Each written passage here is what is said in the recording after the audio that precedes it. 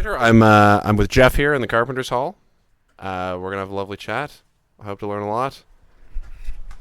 All right. Yeah, it's good to have you. Before we really get into it, why don't I show you the old charters? Oh, please. Yeah.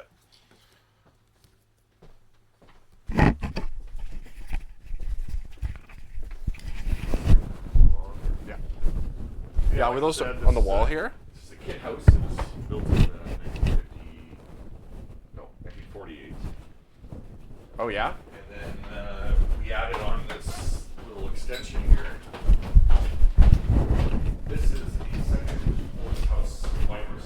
Oh wow. The first house. Yeah. And that's where the Special Olympics rents out of now. Oh, I see. It's all original. Wow. So flooring, original roof structure. It's very, like the gable style of the roof is unique. You don't see that in the Yukon very often. Oh yeah. Yeah. Well, ever, to be honest. So of course, this one we're quite proud of. This is our agreement with the Council of Yukon First Nations just to work in collaboration on education. Oh, very interesting. So that's super important for us. Yeah, Working that's with a First picture. Nations is the number one way we can really organize effectively. And that's been the best way for me to get in. So there's Carpenters Union, 1948. Wow. I love the penmanship back there. Yeah. Look at they don't make things like these anymore. No, they're pretty well. Wow. Beautiful. So that gives us we have jurisdiction over. Let's see. It doesn't say here, but in another document, we have jurisdiction over pile driving, wharf building, carpeting finishing, carpentry, scaffolding, shipbuilding, if there ever such a thing were to exist. Yeah. And pile driving, and also the millwright trades. Oh, okay. Yeah. So we have quite the long list of stuff. Yeah. This would Okay. be the And which geographic area is it for? all of Yukon. All of Yukon. Okay. This would be the plumbers for the same, Oh yeah. same sort of thing, 1955 on that one. Yeah. Wow. That's a cool one too. Now know ye. That's great. Now I know that's right. Yeah, I gotta take pictures of all these. So this is the one that grants us a building trades charter. So even though BC claims jurisdiction, we have a charter of our own. I see. So BC likes to call themselves BC and Yukon Building Trades. Fuck that. We do. Like I'm the president of the building trades, right? And they never come up. So. Oh man. So I just so that's 1968. We were granted Right. jurisdiction. I'll take one of that too. Of course, we used to have a lot more unions, but Yep. Well, we'll talk about that in a second. here's one of the ones that just packed up and left. Oh really, eh? And they never should have left this charter, but they actually at one point had asked for it back, but the business manager at the time said, "Fuck that! It's part of Yukon history. So Yeah. it's staying here." Totally. So 1957, so it's pretty. So they would have left in the 90s, Wow. and mostly they were doing industrial. Right. But yeah, they claim. See, they claim the paper hangers and the hardwood finishers. Well, no, we do that now. Right. Cladding, roofing, we do all that. Right. But that's what they tried to, or had claimed originally. Right. And when did they leave again? They would have left in the mine closures of the mid 90s. Oh, I see. Before my time. There probably is a box downstairs of theirs. Somewhere. Then of course this is the oldest. Oh, we got the mine mill. Yeah. Whoa. So it's Getting shivers. 1944, yeah. Yeah. Wow. So they merged with steel much later. of Yeah. course. 67. Yeah. But again, yeah, they just packed up and left this sort of stuff. Well, So we're sort of carrying some of the institutional knowledge. I see. And you said you have some records in the basement too. Yeah, it's a bit messy down there. I don't know what we can get at. We should take a look though. Maybe we'll chat and then I'll dig through what you got later with whatever time we got. This is kind of neat. This is the Sifton map from 1898. Oh wow. You can imagine, like they had to map that out. With Yeah. colors Yeah. and- Holy shit. Love Whoa. this unexplored country, unexplored. Oh, that's great. They actually did pretty good considering. Yeah. It's a little bit. Yeah. It's kind of stretched for me. But Yeah. So we're all the way down here, right? But it's not actually a town of Whitehorse. It just says Whitehorse Rapids. I think right here, Whitehorse Rapids. Skagway. There is no Haines, but Dalton Cache is listed. And then it shows all these little pack trails and stuff. Indian trails. Right. Yeah, I love this map. This is really cool. I can take pictures too.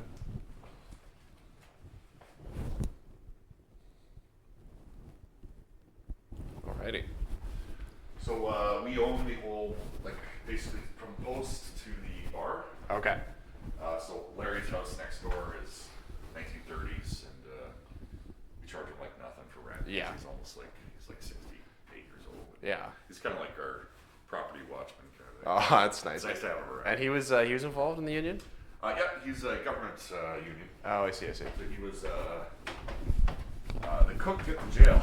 Oh, really? So he can handle himself, yeah. No kidding. Yeah, so a couple things I thought I'd show you here. Oh, that was beautiful. Thanks. But yeah, I'm fascinated by labor history myself. I used to teach the class. Oh, yeah, really? This is the sort of stuff that we used to do a lot of in the community. We still do. This would be the log home building contest. Oh, wow. So that's at Rendezvous in February. Oh, yeah. That's awesome. So we don't do that anymore, but we do the whipsaw every year. So we still have these giant saws. And we set up scaffolding. And if people like volunteer and they don't realize how fucking hard it is. But we've been doing that almost every year since, geez, the 70s. Oh, man. 60s, 70s. I'm going to take a picture of that, too.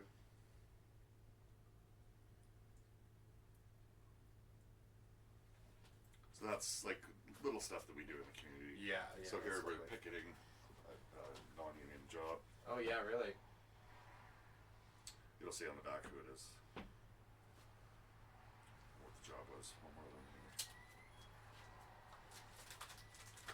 That one. Job action against Brussels, 1980 something in Mayo. So we were all, that was would have been mining related probably. This is the PCL. We wobbled PCL at some point. What was that?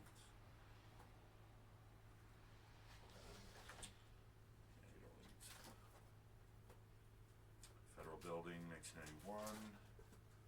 That's the Elijah Smith building. I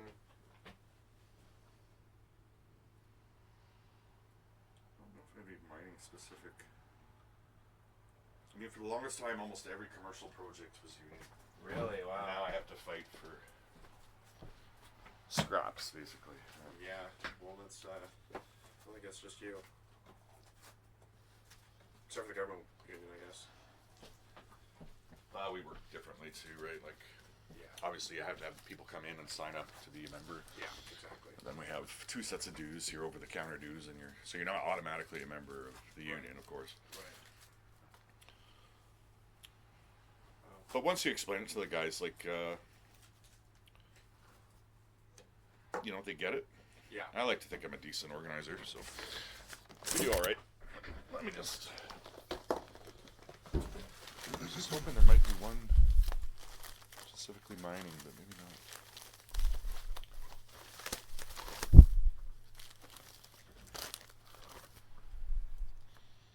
So we actually had the National Apprenticeship Championships up here in the 90s, and it was pretty cool. Oh. How do I do that? So this is the original building. Before we, Oh, yeah. Oh, lovely. Yeah, Carpenter's Hall. Oh, yeah. What was it built, you said? 48? Yep.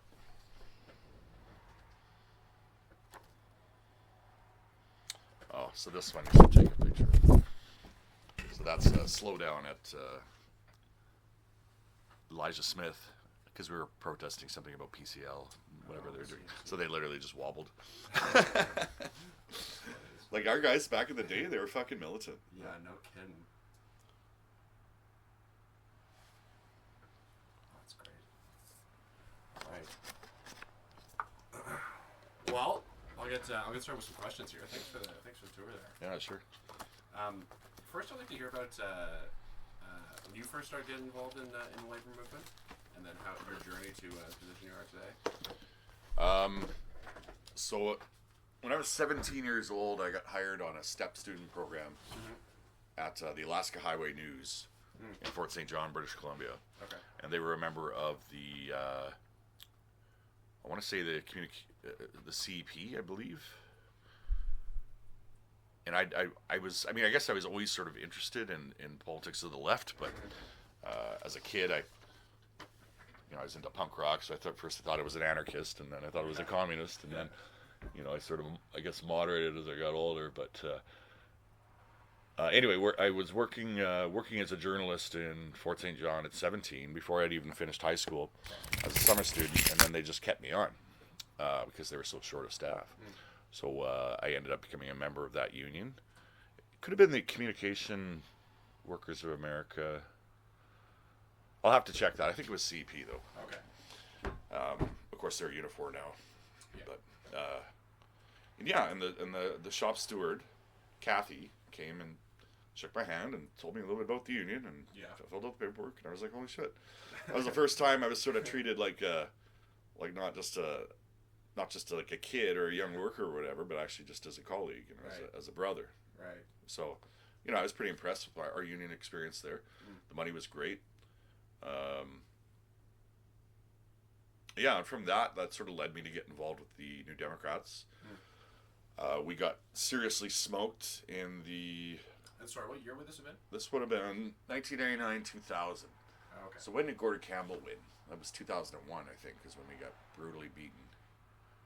But I had quit the paper to work for the NDP candidate, and of course we got Ujjal, who shall not be named, Ujjal Dosanjh, got smoked, and we went down to 2 seats or whatever it was.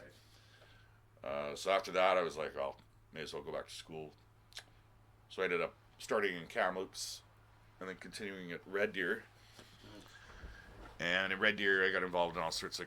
We were doing tuition rallies, and we forced the first Gay Pride Day in Red Deer, and just involved with general progressive sort of politics. Yeah. And then somebody asked me to run for the Alberta NDP. I was 23 years old, so I first ran as a candidate in 2004. I ran twice, once for Jack Layton and once for Brian Mason. Right. And of course, I got smoked. It's Red Deer. I wasn't going to win. Yeah. But at one point, I had organized a leaders tour event, and in Red Deer at a bar, and Brian Mason, the leader at the time, came through, and there was 200 people in the room, and he was shocked that anybody could pull this off in Red Deer. So I went around, and I knew basically everybody there, and at that time I was a lot smarter, so I could basically introduce them to everybody individually. Totally. So he was pretty impressed. They offered me a job after the election, and then I became the job steward for the NDP local. Oh, okay. But I would quit every summer to go work construction. Right. Because working as a NDP organizer in Alberta at that time was tough on you. It was frustrating, and it would really burn you out. Yeah, okay. Plus, you're only making $45,000 a year. I could make that in one summer if I go back to the oil field. Right. So then I started at Shell Scotford, and I would do what they call fireproofing, which is just mixing the special pyrocrete sort of concrete, and then applying it to pipe and buildings. So I just sort of did that every summer. Sort of got along with the union guys. They, it was a union job, obviously. And then,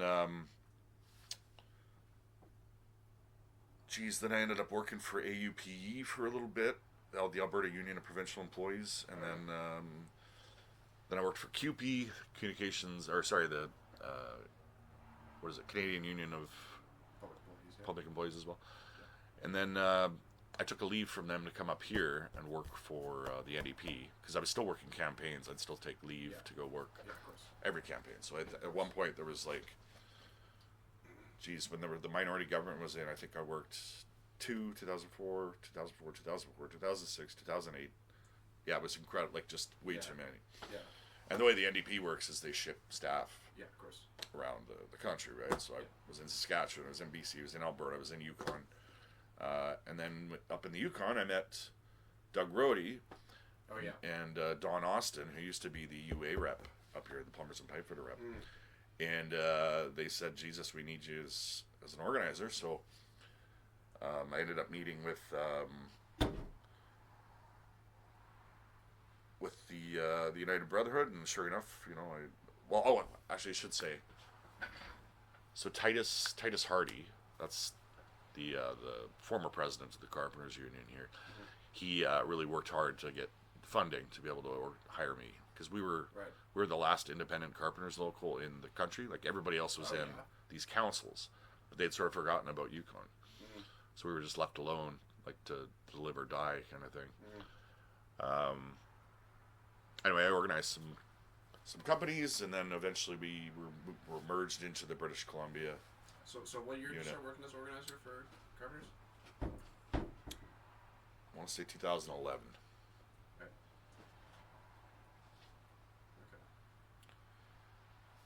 So at that time, the UA also needed some help, so I did side work for them. So when I organized those 2 hotels, I had to put them in the UA. Oh, yeah. Because the UBC, the Brotherhood of Carpenters, wasn't interested at the time, which was short-sighted, but doesn't matter. They've closed, so they've been turned into affordable housing. So, but kind of sad, because I just think that, like, my vision for the carpenters up here was always to be like the private sector union of choice and just go after everything.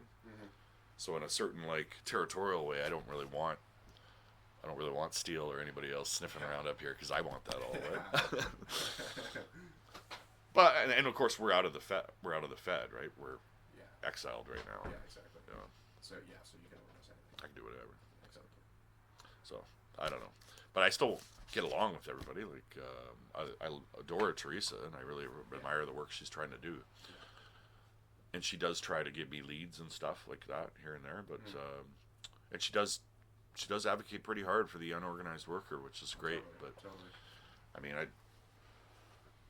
with the way these layoffs happen, like, you'd think these guys would realize that they need a fucking union, but at Vic. Yeah, that's fucking shameful. Yeah. Tell me more about your vision for the Carpenters at Yukon. You said you wanted to be the union of choice. I want us to be the private sector union of choice. Like, I won't touch anything government. That could be YU, PSAC. Yeah. I actually worked for them briefly as well. Yeah, me too. And they're fine, but I don't want anything to do with that. Yeah. There's another little funny sort of sidebar to this. The staff at the YU were members of the Carpenters Union. I heard that, yeah. And they were awful. they provided 90% of my workload, and paid like 1% of the dues, kind of thing. Like, it's just like it's office shit. It's petty little disagreements and stuff. And we just, like, unions tend to take on the characteristics and traits of their employers. Yeah. That's just the way we work.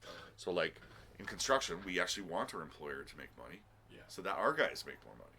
So, but they're, like, in a completely different sort of mindset. Like, so even, like, Doug's role at the teachers union is just to grieve.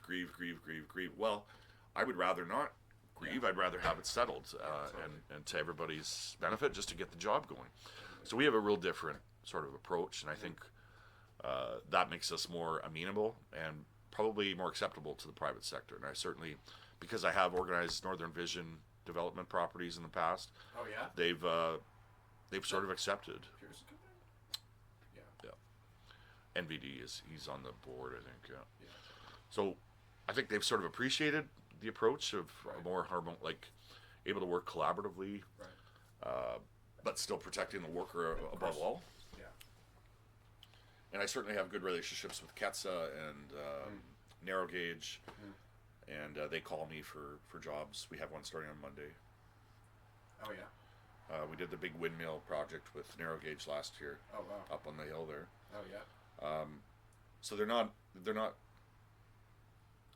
don't always work union, but I can get jobs with them, The reason they don't always work union is because the Yukon government has a low bid takes all policy in the Yukon.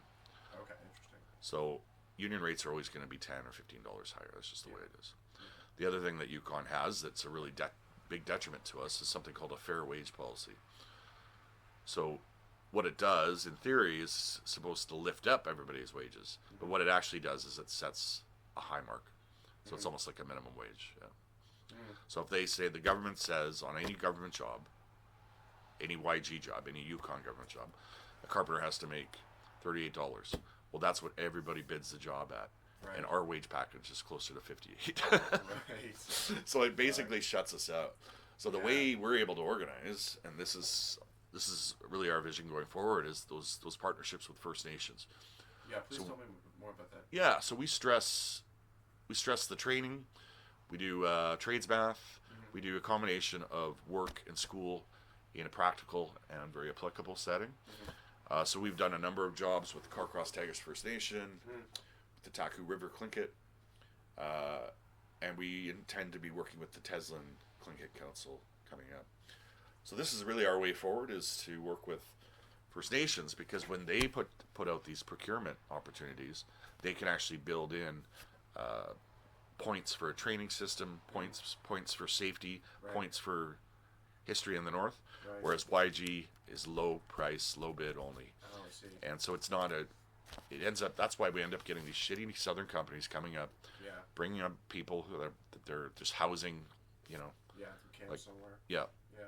Paying them below the rate, nobody finds out, and shutting us out of the work. Could you mind explaining a little more how that works with First Nations? You'll do training.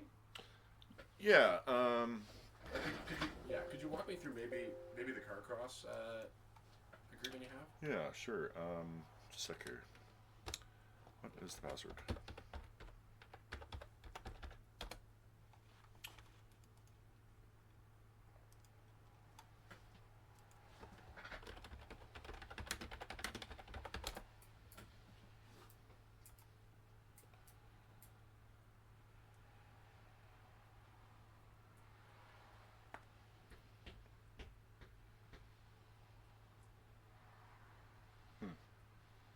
Very slow. What's going on here?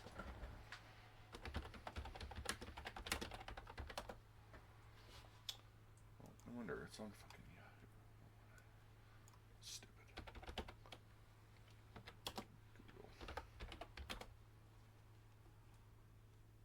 Oh, no internet. Oh, brutal. What the heck is going on here?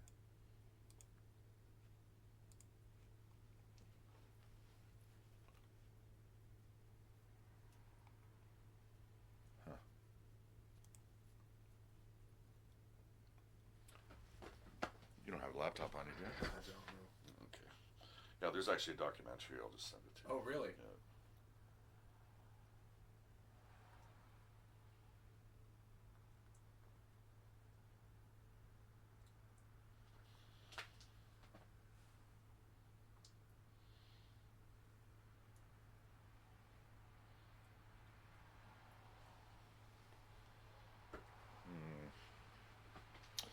Yeah, so basically, there's a fellow that I work really close with by the name of Nelson Lapine, and he was running, he was the director of lands, or I can't remember exactly what he was. It'll say in the video. Yeah. And he, first of all, went to the university, at the time it was a college, and they offered him like one carpenter who wasn't even a Red Seal. This is a very good product. For like a ridiculous price. Don't wait until the So we were able to offer him 3 for less than the price. So what we did is we built tiny homes with a bunch of kids. Not all kids, I should say. When I first started on February 10th, I was nervous, scared, shy. Especially when you find yourself, your life in a point where you feel like you're stuck and you're alone, you know? With the tiny house project, one of the focuses is to empower our people. Every morning, the students will be in class, and every afternoon, They would be on So in the job morning we're in site. class, and afternoon. They're actually building a house from start to finish, That's not which you much don't normally get in a normal training program. Oh, City Lake. Whatever support they needed to achieve their goals. We kind of decided we were going to do whatever we needed to do to help people get through the program. So this is our star teacher, Al Narcisse. So he, of course, he's First Nations as well, and he was instrumental. Well, it actually started out with a citizen coming into the office and complaining that he did. No, so this was a special project. What? Okay, yeah. Somebody went to Nelson and said, well, he'll tell the story, but and said, hey, why is there no work for us? Why are there outsiders doing all these carpentry jobs? He's like, well, what training do you have? And, you know, of course, the guy said none. So then Nelson went to the university or the college at the time, now the university, and obviously the budget didn't work. So then, through a mutual friend, he came to me. I was able to find him 3 instructors. They're all Redfield journeymen. 2 of them First Nations. One of them a younger guy, so he could sort of, a white guy, but a younger guy, so he could sort of, appeal to the other demographic. And then we put it out in the community that we were going to be building these tiny homes. We got a bunch of grants for it. And then I think in a community of 350, he ended up getting, whatever Carcross is, maybe 450. We ended up getting like 70 applications or something. Whoa. So we interviewed them all, myself and Al and Nelson. And we didn't necessarily pick the people with the most skill. We picked the people with the best attitudes. Yeah. That was kind of how we rolled on that. And so we ended up with a real gamut. People like from 18 to I think our oldest was 60. Wow. So we had originally we had 16 apprentices. One of them, the group decided to remove because his attendance records. But we also involved the social workers in the community because if somebody didn't show up to work, the social workers would go and bang on the door and figure out what was going on because we're dealing with a community that has history of, societal trauma and problems with drugs and alcohol and sure enough we found that one young guy who's really done well and he's working as a carver now. Was basically couch surfing. He was essentially homeless. And so like at some of the places he was couch surfing at, they'd be partying all night. So then he wasn't able to get to work in the morning. So we tried to solve all those little social problems as well. Then they'd come in, and in the morning we'd be doing trades math, because the other problem we found, and this is the other barrier in the Yukon, is here you're expected to have grade 10 science and grade 10 math. Well, when I pulled the transcripts for all these people, most of them didn't. Yeah. Like I think there was maybe 1 or 2 people who actually did. Of all 70? Oh no, sorry, of all the 16 apprentices. 16, okay. Yeah, I didn't pull the transcripts for the whole group. Yeah. Because again, we didn't want to make education or anything like that a barrier. One of the guys was functionally illiterate, so we had to do extra coaching with him. And I mean, it was just a really great example of how unions can that's participate in communities. Yeah, that's incredible. I've heard like so many people I've interviewed. I've talked about wanting to work with the First Nations to help with organizing, but this is the first example I've seen of it actually like really going like that. Sounds like something that totally works. Yeah, so we have an MOU with Carcross. So then, for the longest, so what ended up happening is because Carcross had its own limitations on their own hiring policy. What we ended up doing is I hired them all under a shell company basically. Yeah. And then just charged the First Nation for all their wages. So they ended up keeping them on. So we finished the houses, and then we did community maintenance. So they went around and fixed all the elders' houses, and then we built the beautiful Carcross Learning Center, which is a beautiful heavy timber example of heavy timber, just post and beam, and just a great building. Wow. So we ended up turning this little training job into 5-6 years work for some of these men, and a lot of them have gone on to become very successful carpenters. Yeah. I have lost some too.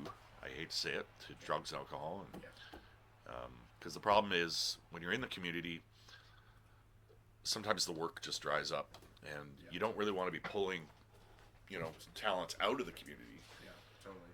And bringing it all to Whitehorse, and that's another barrier we have is Whitehorse. The Yukon government tends to centralize everything here, and you don't end up with long enough jobs sometimes in the communities. So yeah, that makes sense. I mean, we had 5 years of great work, and we've gone back a few times for jobs here and there, but until there's another big capital project, what am I going to do? And what was the other deal? With the ticket? So with the Taku River Tlingit, we did just did a couple tiny homes. That one did not work out quite as well. Right. Partly because you need the buy-in of the whole First Nation. Like, you need the buy-in of the social workers and stuff. You can't just have like the capital works people. Just you need to actually check in on the apprentices and make sure that they're doing well. So we had real issues with attendance because we didn't have the entire holistic sort of approach like we do in Carcross. I see.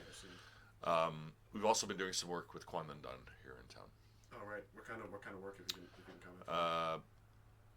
Just apartment buildings, housing. Nothing training wise though. There's straight construction.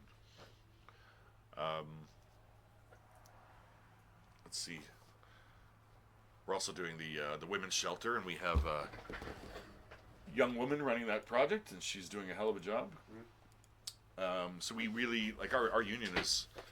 We probably have the highest. We probably have the youngest union in the territory, and we probably have the most women of any construction local as a percentage anyway. Interesting. And how many members would you say you have at one time? So we have like 100. Like we'll go up to, on the big jobs we'll go up to 250. Right. So I have all these people who just sort of, if there's no work, they don't pay dues, so they just sort of drop out. I mean, that's just the way. Yeah, that's how it goes. It's your carpenters union, yeah. But I would like to, like we were talking about, I'd like to take on more, like just more other private sector stuff. I'd like to. There's a couple trucking companies that I'm looking at, like and I would just do all employee. Yeah. So that would be more like a traditional industrial union. Yeah, interesting. Anything else you're eyeing up? Oh, I want that new hotel. Which one's that? The Hyatt. Okay. So that's right beside the Best Western, just the new building there. Oh, okay. Interesting.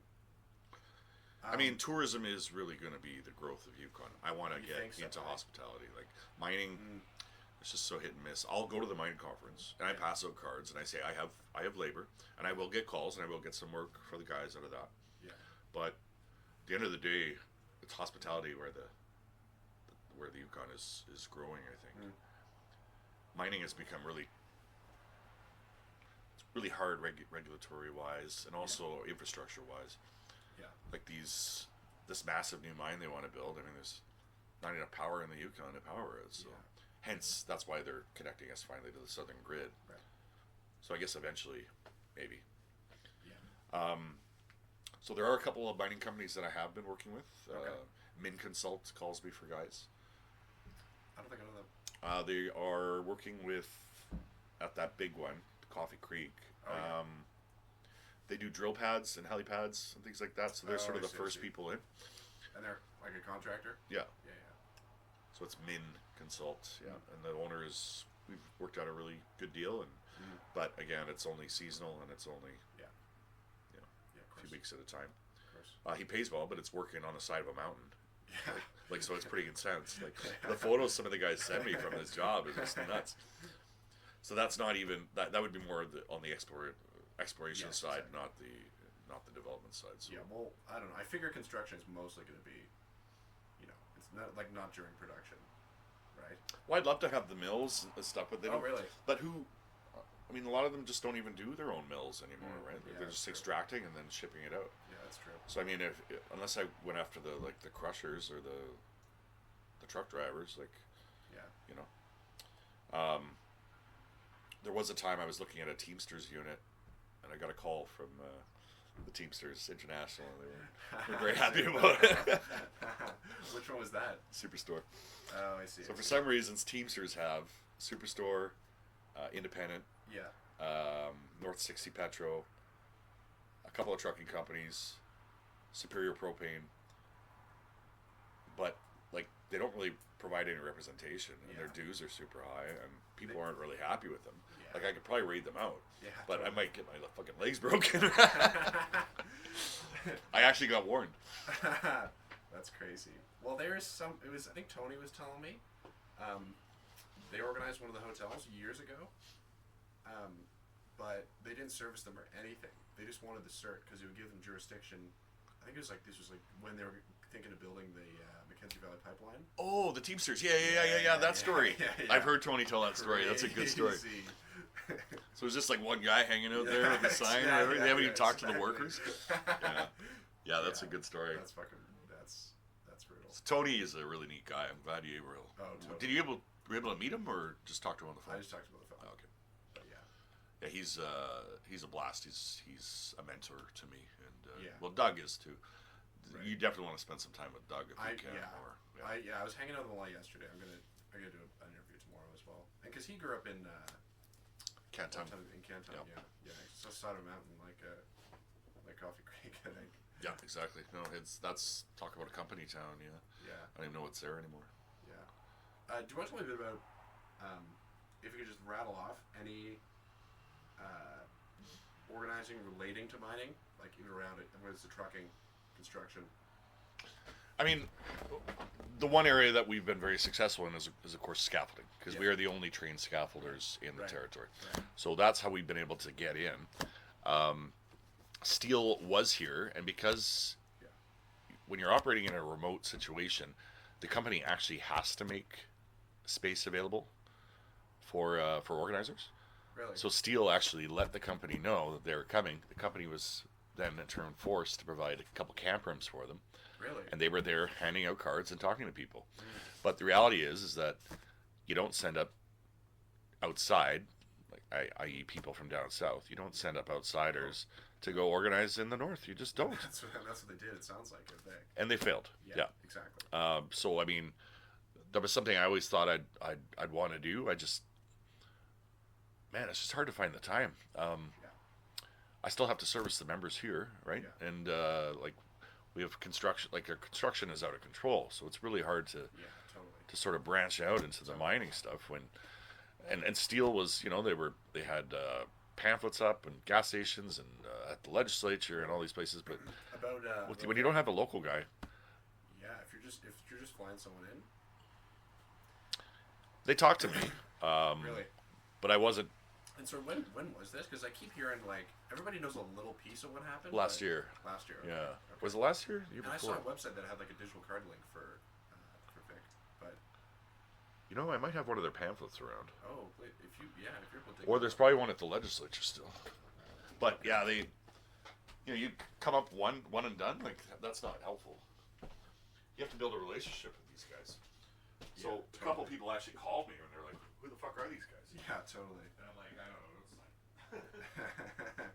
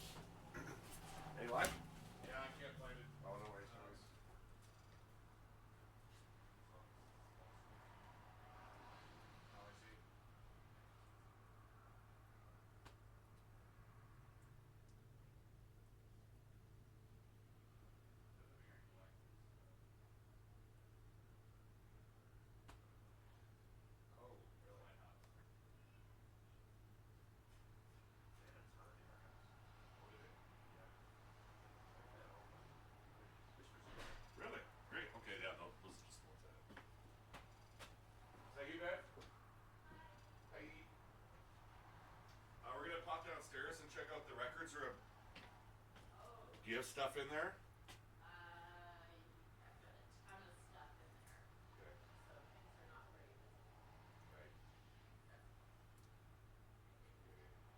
That's all right. I forgot about it. Sorry. I mean, I'm not really sure what we could get that would be helpful for. This is Mason. Mason, Evan. Howdy, how are you? Good to meet you. No. Yeah. Appreciate it. No, you told me. I know. Anyway, yeah, where were we? Yeah, so just the idea of being able to provide better representation of private sector workers up here, and I think that YU does what it can in terms of the government and the municipalities and stuff, but they've yet to organize a First Nation government, which I think is pretty shitty of them. Like they are doing it in Northwest Territories anyway. I'm not sure about none of it, but I talked to their organizer yesterday. Do they have an organizer? Yeah. Who is it? Paige. I was skiing with her today. She's good. Okay. She's the only staff like that only does organizing that I've seen in the north so far. Oh. That's based here. So is she Paige? I think I know the name. Did she used to work for the YFL? Maybe I've met her. Yeah. I don't think so. I think she's probably been up here for. But is she staff for PSAC or for YU? PSAC. YU doesn't have right. any organ. Yeah. They just service, right? Service, yeah, exactly. Huh. Yeah. Anyways, whatever happened at Vic? What do you think are the things that led to failure there? Well, the whole company was badly managed from the start. Sorry, not just the disaster. I mean the organizing campaign by Steele. Oh, with Steele. Oh, yeah. Well, I mean, they went in. Yeah. They had a couple slick guys from down south who had no idea who they were talking to, and just I did get some calls from some of my guys who were like, "What the hell are these guys doing here?" Yeah. And there's just like a general distrust of you gotta live here if you're gonna organize here. That's just the way 100%. It is. 100%. So you can't just fly in somebody and expect them to understand the situation, and even, I mean, yeah. So like 30%. What is it? They like to brag that they had 60% locals. So that would mean about 40% were fly in, fly out from down south. But even them are kind of like, yeah. You would think they'd have better luck with those guys. You think so, but they didn't seem to. Really? Just was no traction. Really.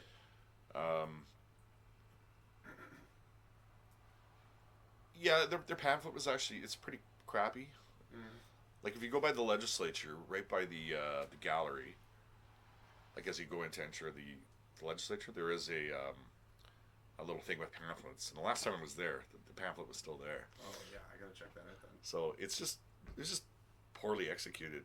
Yeah. Like unions are still suffering from bad communications, poor quality literature.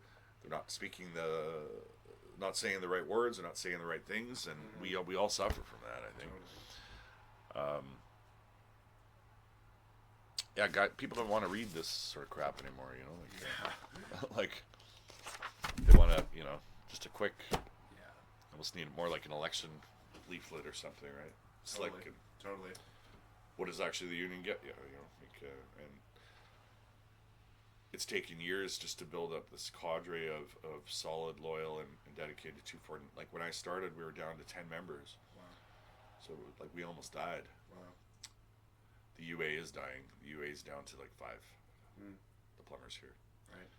They don't have anybody who's interested anymore. But I kind of blame them for that. Yeah. Well, you can. Yeah. So in fact, the UA leadership was just in town a week or two ago, and they're looking to shut down this local. Oh shit. And BC 170 would take over. Yeah. So it's pretty sad. Yeah. But we won't let that happen with 2499. Yeah. Yeah. That's good. So Doug is like I could say sort of the institutional memory, even though his memory's not that great all the time. But hey, he was sharper than you made him out to be. He just Doug's funny because he'll tell you. I've heard some of the stories 3 or 4 or 5 times over. But I heard the same one twice. Tony does the same thing. Though. Yeah. It's just, that's what you get with old guys, though. But they do have a lot of stories. Yeah. So yeah, I hope the vision going forward is that we become, like, our official registered name as a union is the Northern Carpenters and Allied Workers, Right. Local 2499. Right. So we're not actually. So that means that kind of gives me, in my view, sort of carte blanche to get anybody. Yeah. So So I have do you- want to get to the mines, but there's not really one worth going into at this point. That's true. That's true. So have you done like industrial certifications then, or are you just not able to? You mentioned you did some hotels, but was it also like? I did them for the UA though. Yeah. Oh, right. So the carpenters, at that time, they weren't interested. Now they are. But at that time, we had different leadership. He was kind of an older, conservative dude, and he just didn't want anything to do with the hotel. He didn't think there was. I see. I don't know. He didn't think there was a business case for it. But then new, younger leadership came in, and they're like, yes, get everything you can, right? Right. Because I mean, the only way we're going to survive as a union is to really branch out beyond just construction. Because the bottom line is, like, as soon as things get super cold, guys get laid off, and that's just the way it is. So 100%. there's 3 months of the year where people really aren't. They're just doing side jobs by themselves, kind of thing, and then spring comes, and then we're back in, right? But 3, 4, 5 months sometimes, depending on how bad the winter is. Right. So I mean, to survive as a union, I really think we need to, go beyond. But Yeah, that makes total sense. And so how does you mentioned that you got hired here as an organizer way back. How many is that? Is it common for you to have organizers like on staff? Yes. Really? For the carpenters, yes. Yeah. For a lot of the other building trades unions, no, they would be reps. So they're also servicing. Yeah. Okay. But I was strictly organizing at the start because we had nothing. Yeah, I see. But then after, they did make me like a business agent representative because I got us work and we had to service it. That's true. Who else is up here? Yeah, that's true. So I guess it did become that. But I always saw myself as an organizer first and foremost. Yeah. So now I'm actually not on staff at the Carpenters. I'm a volunteer. So my actual position is the president of the Yukon Building Trades and the president of the Northern Allied Workers Society, the Building Society. I see. So that's what pays my bills. I see. But I'm right now I'm like a volunteer. I'm just the financial secretary Right. or the treasurer of the local. I see. So that's where it gets a little Fuzzy. Yeah. fuzzy. Yeah. How many organizers would the Carpenters have on at a time generally? Just one. So they have a good staff. So Paul Zarbatani sort of runs the West. He'd have Luke Thoreau, Jose. He's probably got 5 guys under him. And 5 for you said the West. The West, yeah. So that'd be Alberta, BC, NWT, Yukon. Right. But to be honest, the guys have not been up here, so I just do it on my own. Yeah, fair enough. But we work closely together. Like, I'm on the phone with them all the time. Right. Right. And what kind of strategies will you use generally? It depends. Like, if it's an outside company, it's for an outside company. What I try to do is like salt it. Okay, really. So I'll get a bunch of guys, help them get their resumes in, and just flood them. Yeah. That worked for me a couple times, and then the companies never came back. But that's the best way is just to try to salt, because they need those guys that you can count on that are decent and that can keep their mouths shut and quietly sort of get me more information. Right. And then after that, I approach them. Like, say, I'll stop by with some coffees and donuts for the guys I know, and then I meet everybody else. And then, Right. Then very, soon enough, they're going for beers after work, and you join them. All of a sudden, you got, 60% of the unit. Yeah. And then then you just issue the cards. Like, we're very fortunate that. And I'm not a Trudeau fan by any means, but we're very fortunate the Liberal government put back in our auto certs in the north. Right. Because that saves me a lot of bullshit and hassle. Totally. So the other big barrier to us organizing is the fact that I can't get overnight cards to the Canadian Industrial Relations Board office. So like it takes 2 days. Right.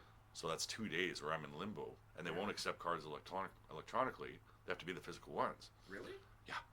The CIRB is so fucking outdated and ridiculous. Shit, I didn't know that. Yep. So you can't. They actually require the physical card with the receipt for the $5 that you have to pay Yeah. for whatever reason. Yeah. In Alberta, it's $2, so I don't understand why it's $5 federally. Yeah.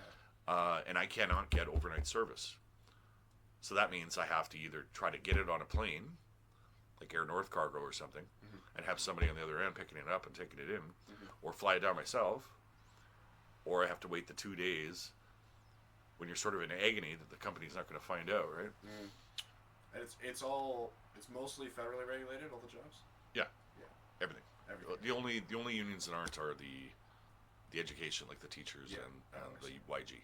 They're the only ones with Yukon Labor Code legislation. Everything private sector is Canadian Industrial Relations Board. And the one time I had to go through a vote, it took months to even get a vote. Really? It was ridiculous. I was losing people. Jesus. I was at the first hotel at the coast. Oh, I see. And it was just embarrassingly bad. They should have just gave me the cert. But that was when Harper was in power, so they didn't have the auto cert. So I see. He had removed that chunk of the legislation, right? Of course. So that's a huge barrier right there. It's just the Canadian Industrial Relations Board not having any offices in the north, and frankly, not enough staff. And I don't mind the people that are there; they're helpful, but they just don't understand the challenges we have up here, I think. Right. So it'd be really nice to have a CIRB office in Whitehorse or Yellowknife or somewhere. Yeah. But yeah, nobody's told me that one so far. Strangely. Nobody else is really the organizing anymore. That's true, yeah. But no, I have problems with CIRB, just that little bit. Yeah. People complain about the $5, but not the. But the $5 is dumb. Yeah. It shouldn't be $5. Yeah. Nobody really minds. Yeah. But it's just kind of a pain in the ass. Yeah. So, but now that I can carry around my phone with a little square, right? So I can actually take the money and over somebody's bank card or whatever. Oh. Because nobody's carrying around cash. That's the biggest problem. Oh, I see. But if you have a little square or you take an e-transfer to a specific account, then at least you can record it. And it's actually really easy for the CRB to see that it came from so-and-so, $5, whatever. Right. So actually I don't really mind the $5. It's not. Yeah. Nobody really minds. Yeah. The problem is sometimes collecting it before I had the technology. Yeah. So you started sort of getting involved in the labor movement in late 90s, early 2000s. 1999 or so, yeah. That's sort of when the decline of mining is happening in the territories, right? Yeah. Did you, could you describe like how the labor movement changed at that time in general? Obviously there's steel is sort of being weakened by that. Yeah. But well, the whole economy up here was plummeting. Yeah. Fort St. John was still quite busy. There's still mines going in Chetwynd and other areas in the north, and a lot of my family work in mines. My aunt and uncle. Historically, my great uncle, who was born in the Ukraine, worked at the asbestos mine up here. Oh yeah. Like in the 60s, 70s kind of thing. Really? Yeah. So he's got, well, he did have good stories. Now he's passed away, of course. but yeah, he had some great stories. So there's like a long history of Ukrainians working in the mines up here. So a lot of my family did. Right. But when things like Faro, I don't know, the heyday of the 70s and 80s turned into, it like killed the town of Elsa. It killed the town of Faro. It killed the copper belt stuff here. Dawson City was, well, Dawson City's different though a little bit, because of the nature of the dredge mining there. Like it's just it's more mom and pop sort of operations. Yeah, exactly. It's not exactly giant. Yeah. Exactly. Yeah. So Dawson, I think, was always sort of okay, but yeah, I mean, the whole Yukon went through this pretty serious depression, and a lot of the North did, and I kind of feel like everybody here is like trying to will that back into existence. Like, so I'll go to Geoscience this year, so that's the mining conference, like mid-November, and there'll be all sorts of people making pitches on this job or that job or that job. But I mean, with the issue with infrastructure and the issue with the regulatory regime, I don't see a lot of new mines coming in. Right. Especially with Vic Gold and this massive failure of Yeah. that. That's just disgusting. So you don't think the Yukon, like, you think people are kind of stuck in the past a bit? Up here, oh yeah. Here when I first came up here to work that NDP campaign, Liz Hanson, the leader of the Yukon NDP at the time, she had proposed a slight raising of the royalties because the royalty rates on gold hadn't been changed since 1921 or something crazy, and they're ridiculously low. Yeah. And people just freaked out. Like it's like Wow. mining is sacrosanct in the sense that it's just you don't touch it, you don't mess with it, you don't, you know. Yeah. If it's a deal killer in an election or a political situation, that's Totally. for sure. Like Liz got just buried for that, which is too bad because she ran a hell of a campaign and she's probably the smartest politician we've ever had. But anyway, she lost. Yeah. Did okay, 6 or 7 seats or whatever. Right. I think it's the same Liz I met last night. What's up? I think that's the same Liz I met last night. Probably. I'm sure, yeah. White curly hair. Yeah. Yep. Glasses. Yeah. Yeah, she's awesome. Yeah. Yeah, she's she's kind of like my Yukon mom. Like, when you don't have any other family in town, like you need somebody to go have Thanksgiving with and all that shit. So she's great. That's really nice. Yeah, she's a great lady. So what do you think? Because I don't know, it's just in Yellowknife, and everybody's sort of realizing, fuck, like diamond mines are gonna close soon. It's gonna be exactly what happened over here in the '90s, and nobody knows what to do. People are talking about maybe like remediation will hold us open for a bit. There'll be jobs for people, but I don't know. I mean, hopefully they put the road into Norman Wells. right. Yeah. I mean, there's a lot of remediation work to be done at Giant Mine, is there not? Yes. Like, that's still a mess, right? Yeah, it's the same company that Steel just got here in Faro. Really? Parsons. Steel organized? Steel organized the remediation workers at Faro, yeah. Parsons. They did. Yeah. Good for them. Yeah, in April. Huh. Yeah. I had no idea. It's like mostly contract. Like it's not all the, like they're the MCM. Yeah. Parsons is, and they have probably 60 guys there. Yeah. But there's a lot of contractors. And it's the same at Giant. Yeah. Yeah. I went to because they have sort of like camps. They're not technically not camps because they buy 2 lots and they'll put the kitchen in one lot and then the trailers in the other lot. Yeah. But I went down there and I was knocking on doors and talking to workers, and they were all contractors. I couldn't find any Parsons employees. This was at in Giant. A Giant. I Yeah, see. and it's just on sort of the outside of the town. They're flying everybody in. Huh. Yeah. It'd be good to get them organized. I never thought about Parsons. The city of Faro, or the town of Faro, is still organized by the operating engineers. Oh, really? I always thought I'd raid them out. Oh, yeah. It was like 10 people, whatever. I don't care. I mean, yeah. Christ. I'm still short like 3 carpenters for this job on Monday. I'm kind of freaking out. I don't know where I'm going to find them. It's just so bloody busy. So I don't know. Like, I guess we don't have the same situation in Yukon as they would in NWT because the economy is clicking around. It's a little different here. Yeah. But, geez. So a lot of those workers at Acadie would be locals that have been trained and probably been there for 10, 15, 20 years, right? Acadie is, so it's sorry, do you mean Giant? Like I thought Acadie was the one that's closing now. Oh, Divic's closing soon. Divic, all right. Yeah. PSAC tried to organize that. Oh, did they? Because they rip Acadie. Yeah.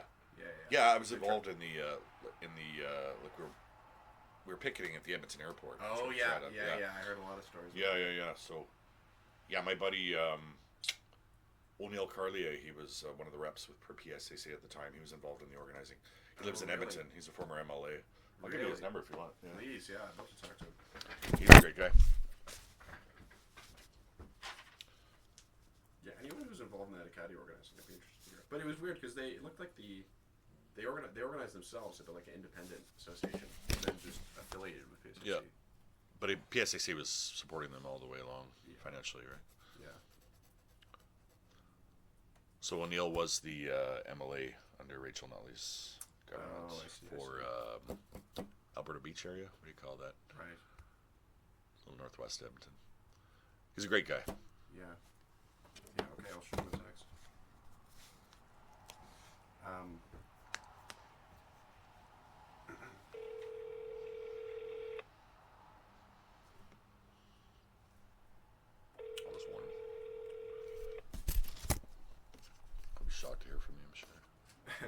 Hello, Governor. O'Neill Carlier, how are you? Very good. Yourself? It's Jeff Sloychuk here. How are you, brother? I'm good. That's good. That's good.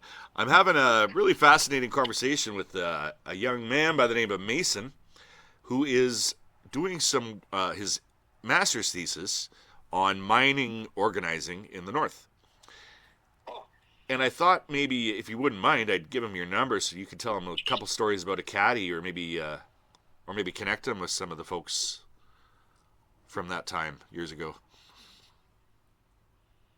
Yeah. Oh. Yeah. I thought of someone. There's a few reps that were up in Yellowknife. Yeah. Kind of moved, but they're still an organization. Yeah, they might know some folks. Well, or in the Yellowknife office, right? So yeah, sure. Yeah, we're just meeting up here in Whitehorse. He's doing the rounds up here. I have a bunch of the old historical mining documents in the Carpenters Union Hall, of course. So. Okay. But how you doing? How you been? Otherwise, yeah, we're doing well. Yeah, out in Anchorage, and looking. Hi. So keep our nose in the grindstones, still involved, provincial riding association. Now we're getting involved in the federal riding association too. The mountain change. Oh wow. We're going to be in Yellowhead, so that's going to be interesting. Oh, that actually could be better. Yeah. I think. For sure. So hey, listen. I have a couple pretty serious surgeries next week. I got sort of a nasty bit of cancer, but I'm gonna be okay. But the point of I'm gonna be coming back that room. Relax, right now. So it's gonna be around.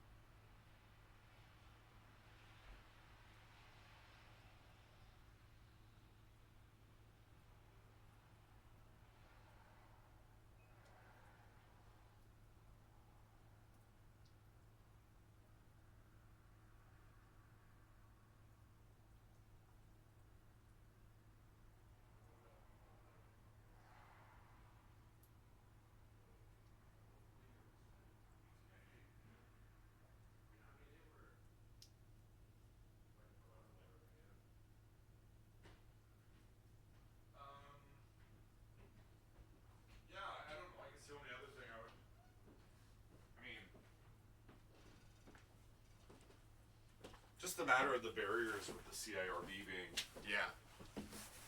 only in Vancouver and being so hard to access. Like, I don't know why they wouldn't let me even like fax or scan applications. It really that's pisses me crazy. off. Are there any other like physical barriers up here though, to organizing mines you can think of? No, the law's really good. Right. Like, you can literally apply to go stay in their camp and talk to the workers. Like, there is no. If you're even in remote situations, they have to allow you access. Right. So like, it's just a matter of finding the time and having the resources and having the right person do it. Yeah. Do you think there's any downside to that though? Like coming in with like you tip off the company and you're, seems more like official than. Yeah, I don't know. I mean, I've always done like the two different ways. Like, sometimes I will talk to the owner. Yeah. And try to work that out, and other times I do it secretly and on the sly. So there's certainly, that's tough. You're right. Like, it would totally be like, if they know, then they can sort of start a whisper campaign against the union. There's no doubt. Yeah. In the case of Vic Gold, though, they didn't seem to. That's interesting. They didn't seem to take a position, because if they did, the federal code is pretty tough. They might end up getting an auto cert. Right? That's true. What are some strategies you've seen work really well for organizing mines?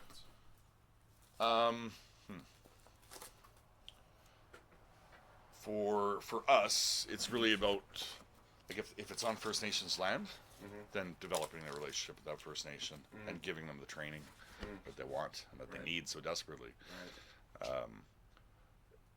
The key for the key for me really is that relationship with the First Nations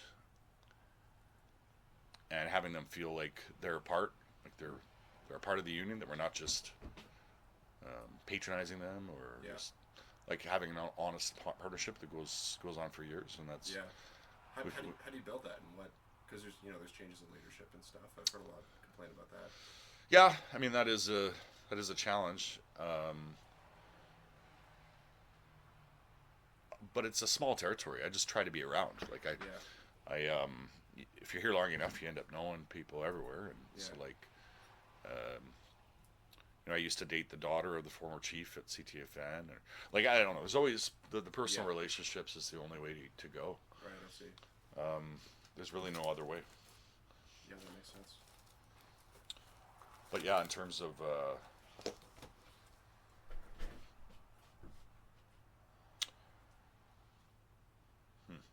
I mean, with CTFN, we were able to give them something like a very deliverable product, which was better than what the university offered. Yeah. And then we turned these apprentices, the citizens of this First Nation, into union members, and once they had a taste of the union environment and knowing that somebody has their back, I mean, they're my friends for life at this point. So like, that was just a really effective organizing tool. Yeah, that's really interesting. And you said you used when you've done salting, like you've had your guys. It's not you that's trying to get a job at the place and sign people up. You'll have like people that are loyal that'll go in. What kind of training will you give your salts? It's just like a one-on-one sort of discussion. The ones that I use normally have a pretty good understanding at this point. Right. I am certified to teach the CLC job steward courses, even though we're not in the CLC at this point. But some of the organizing sections are not bad. The Brotherhood itself has trained me in organizing, and they also offer a journeyman leadership program that talks about organizing. So almost every one of my Red Seal journeymen has been down to the Las Vegas International Training Center to take this course. I see. And so this course is it's 3 days. You're in Vegas. It's a cashless sort of system. So you're in like this giant school with dorms and the whole bit. You need to be down there. And the only rule is you gotta do class every morning. So you can go nuts on the strip if you want. But you have to be in class. So we teach your guys in organizing and strategic priorities and our goal of 70% market share. And the reason we go for and we talk to them about the structure. They get to meet all the leadership.